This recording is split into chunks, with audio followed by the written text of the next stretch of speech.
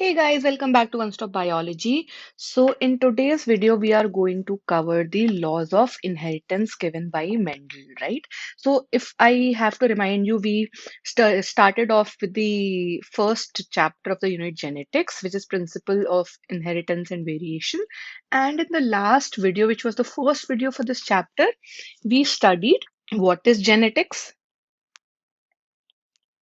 We studied all the dominant and recessive traits of pea plant that he studied. And then we studied inheritance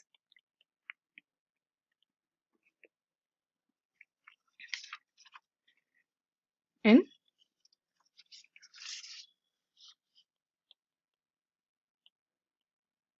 of one gene, right?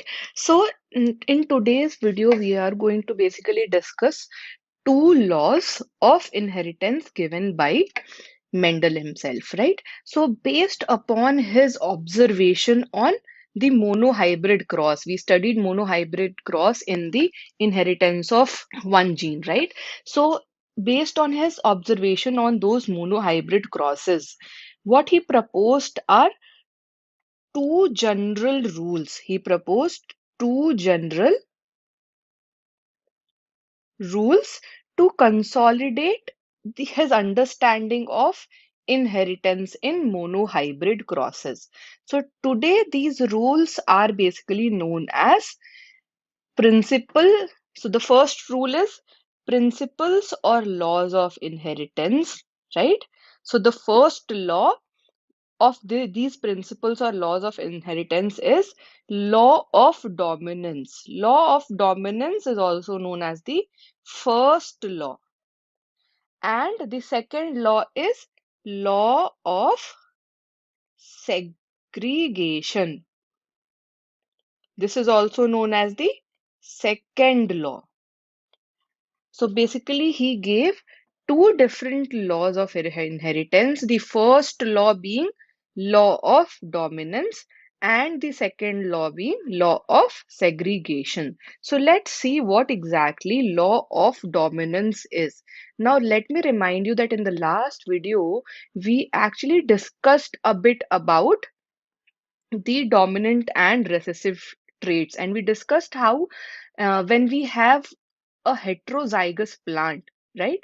So a plant with heterozygous gene, then what happens is that either of the gene basically gives that particular property to the plant, right? So in the and say either not either of the gene, but either of the alleles of that gene, right? So if we have a tall and dwarf plant,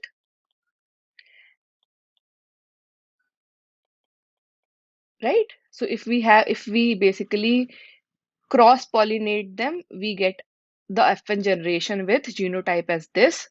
And this basically is not both tall and dwarf.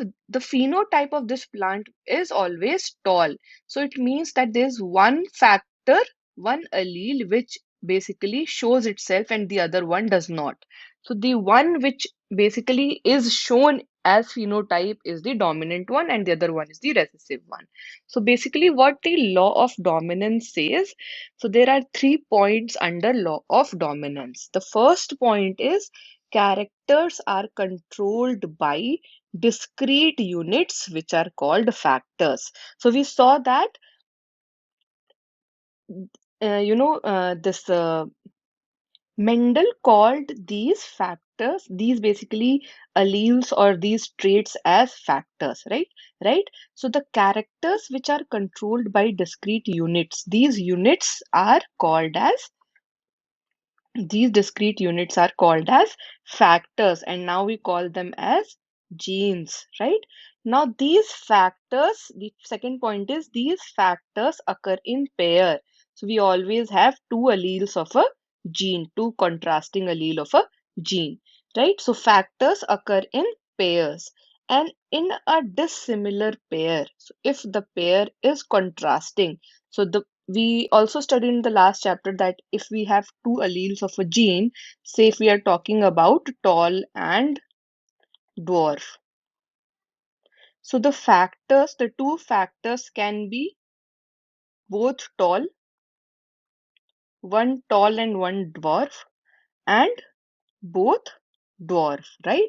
So these are three different types of factors which are occurring in pair. Now, in a dissimilar pair of factors like this one, right? One member of the pair dominates, so the dominant allele dominates, and the other is recessive, right? The other one is recessive. So basically, in a dissimilar pair of factors, one member of the pair dominates the other one. So basically, these 3 points were kept in the first law, which is law of dominance. I hope you would have understood this. Again, a very basic concept. Now let's see what the second law is. So the second law is known as law of segregation. Now, this law is based on a fact, and this fact is that alleles do not show any blending, right? And both the characters are recovered as such in the F2 generation. So, when we did a cross between tall and dwarf, we got the first generation, the F1 generation, as this, right? Which was tall. Then we got the F2 generation as 1 was this, 2 were this, and 1 was this. So it was 1 is to 2 is to 1, right? Now what it says is that there is no blending. So if this is the case, it is tall.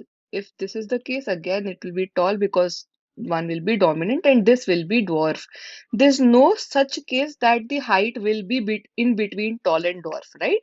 In this case. So basically, what this law of segregation says that there is no blending in between the alleles, right? These both are recovered as such in F2 generation, though it is not seen in the F1 generation.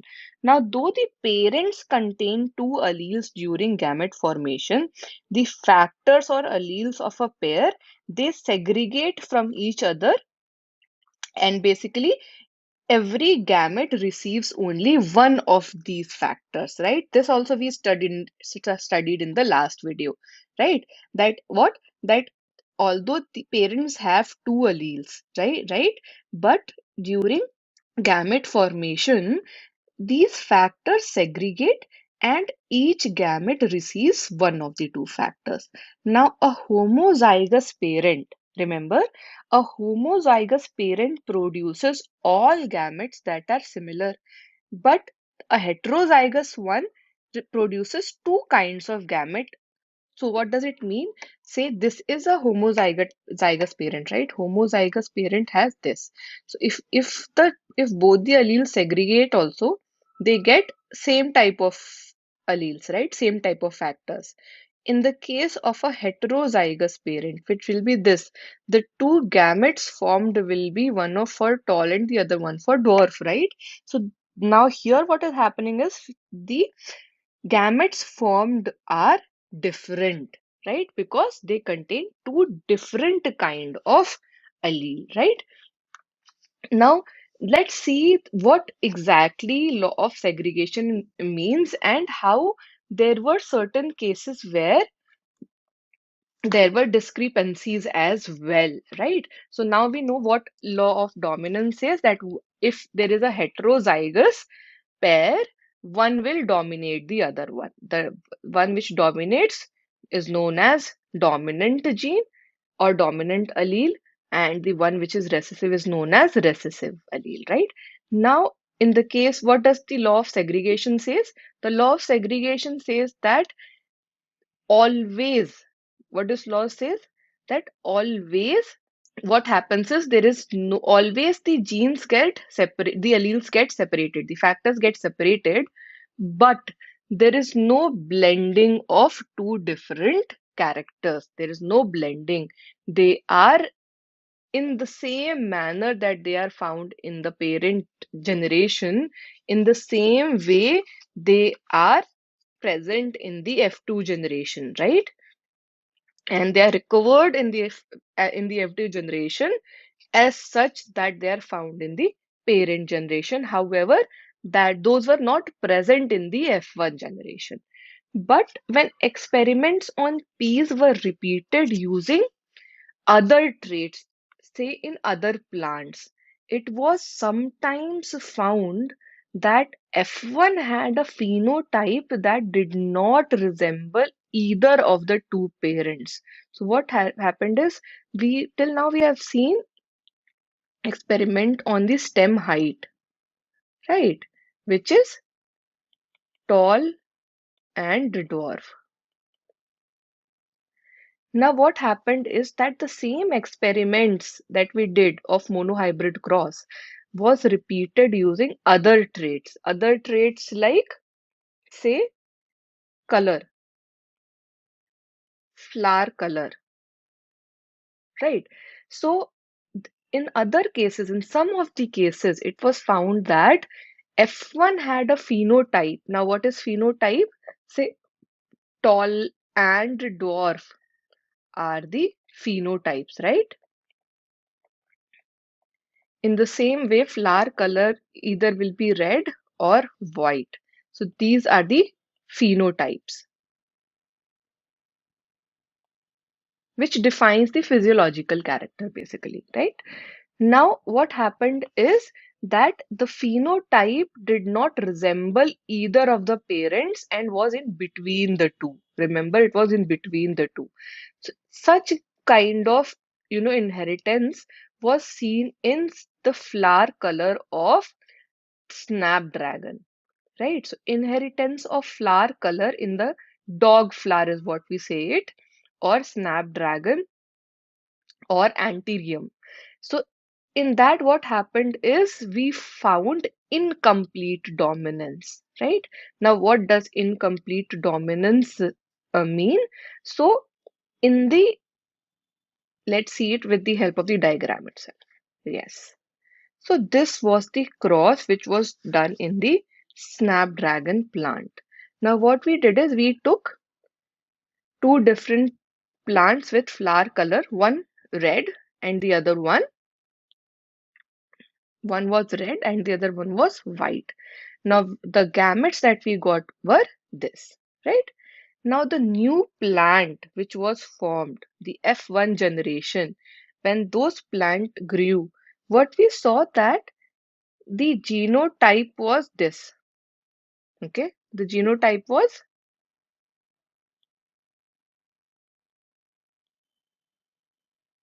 but the phenotype was pink. So all the flowers were pink in color. Although when we crossed tall and dwarf plant, so when we crossed tall and dwarf plant, what we saw is that although the genotype was this, but plants were all tall. Here, what happened is that the flower were of mixed color of red and white, which is pink. Although the genotype is same as it was in the first generation of the pea plant, tall and dwarf cross, right? Now, what they did is then they self-crossed the F1 generation as they did in the cases of pea plant as well. Now, when they crossed the F1 generation, as you can see that the genotype is one capital and one small r. Here, the gametes formed will be one this capital and one small r, again one capital and one small r. Now, here, when this crosses with this, then we find a red plant, right? When we cross small r with a capital R, that means white with red, we get pink. Again, when we cross this with this, we get a pink color. Now, when we cross both white, we get white, right? So now here, if I talk about the genotypic and phenotypic ratio, it will be different from the experiment that was done with pea plant. So here, the phenotype will be in between red is to pink is to white, right? Now, 1/4 are red, half of them are pink, and 1/4 are white, right? So the ratio will be 1 is to 2 is to 1. Now, what will be the genotypic ratio? So the genotype is either this or heterozygous or homozygous white. So again, 1/4 is homozygous red, half is heterozygous pink, and 1/4 is homozygous white. So again, the ratio will be 1 is to 2 is to 1. Now this ratio is same as it was in the case of pea plant, but this ratio is different. This ratio is different because in the pea plant there was no in between case. The phenotype was either tall is to dwarf and the ratio was 3 is to 1, right? So here there is a difference now. Now, what is the explanation of this concept of dominance? So, what exactly is dominance, right? So, basically, every gene that we know contains information to express a particular trait, right? Now, in diploid organisms, there are two copies of each gene, which is basically a pair of allele. Now, these two alleles need not always be identical as it is as it is in the case of a heterozygous gene. Now, one of them may be different due to some changes that it has undergone, right? So, what is happening is basically, say, let's take an example wherein we have a gene that contains information for producing an enzyme. Now, there are two copies of the gene. That means there are two alleles, right? Now, let us assume that the normal allele produces a normal enzyme which is needed for transformation of a substrate S. Hmm? Now, theoretically, the modified one, the other one, could be responsible of for maybe you know normal or less efficient. So the enzyme can be less efficient, an enzyme can be completely non-functional, or maybe other gene won't produce any enzyme, right? So basically, there can be several cases in which, in the case of heterozygous gene, two alleles are different, right? So basically, what is happening here is when we are mixing these two, true breed, which is red and white, we are not getting complete dominance. We are getting incomplete dominance, right? Now, let's see what is the other case apart from this. There are other cases as well where there is we do not find complete dominance. So, one case is incomplete dominance, which was in the case of flower color of the snapdragon plant. Now, there is one more case where complete dominance is not seen, and this case is codominance. It is codominance. So in the case of codominance, what happens is the F1 generation resembles both the parents, not just one, right? So the example is, say, different types of red blood cells that determine the ABO blood grouping in human beings, right? So this is one example that we will study right now. So what happens is, say, what does it mean by F1 generation resemble both parents? So basically, it is somewhere in between, right? So it's not complete dominance, it's not incomplete dominance, but codominance, right? Now, let's see what happens in the ABO blood groups. So, what we know is that the ABO blood groups are controlled by a gene which is known as gene I. Okay, so it is controlled by gene I. Now, the plasma membrane of these RBCs, these red blood cells, they have sugar polymers, right? So they have sugar polymers that protrude from its surface, and the kind of sugar is controlled by, again, this gene. So basically, this gene has not two but three alleles, right? So these three alleles are one IA, the other one is IB, and the third one is small I. Again, you can see that these are in capitals. These are the dominant ones, and this is the recessive one in normal case. Now, alleles IA and IB produce different form of sugar, while allele small I, they does not produce any sugar, right? So they do not produce any sugar. What happens now in the case of humans? Because humans are diploid organisms, everyone, each person, any person basically possess two kind, either of the two from these three, right? So IA, as I said, and IB are completely dominant over this small I. Okay. Now, any human being or every human being can possess any two of the three I gene allele, right? So, and what it is saying that if IA or IB are present, they only will express, right? So, if we have, say, for example, IA,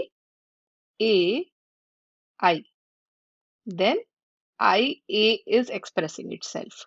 If we have IB, then IB is expressing itself, right? Now, what in the case of IA and IB? What if this pair is present? Because again, these both are dominant, right?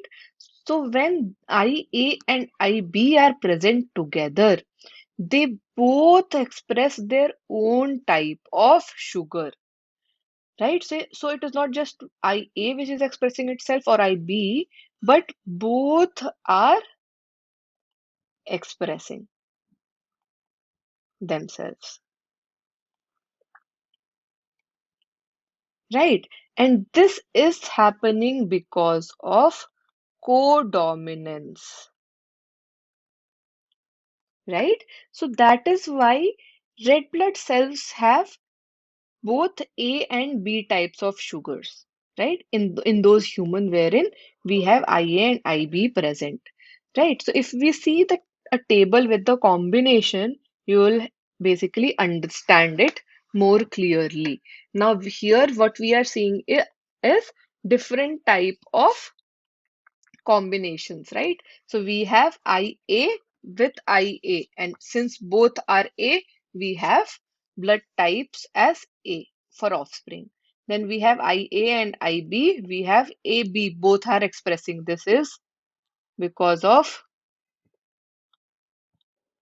codominance.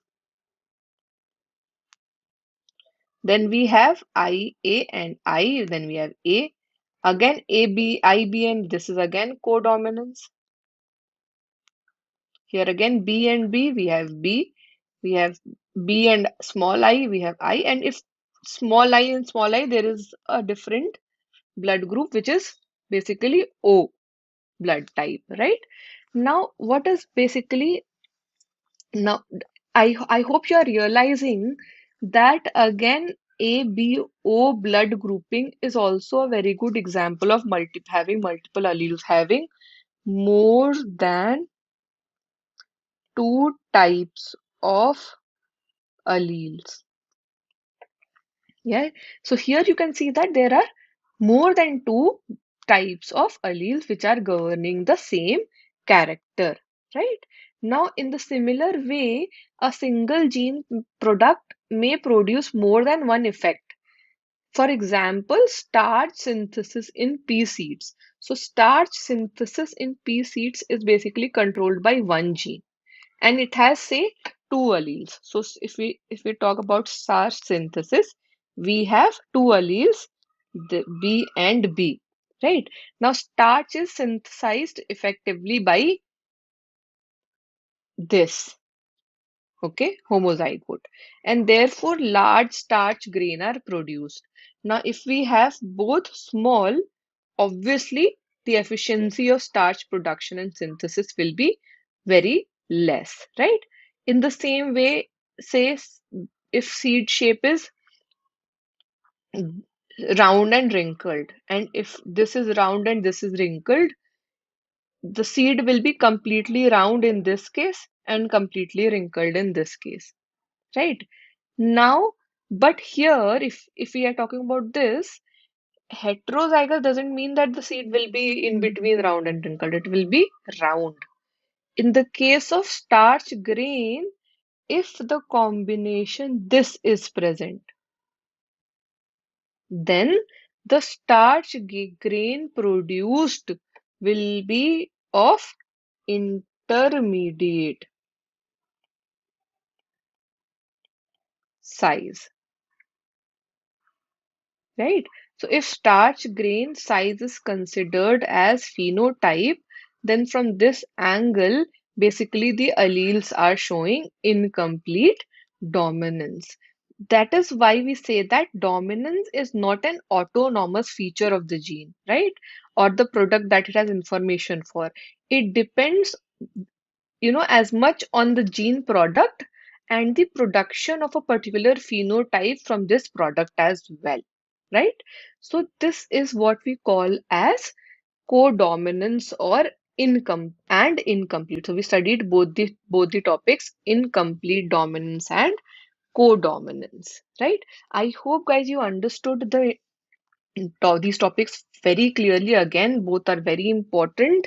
If you did understand it, please do not forget to like this video and share it with your friends.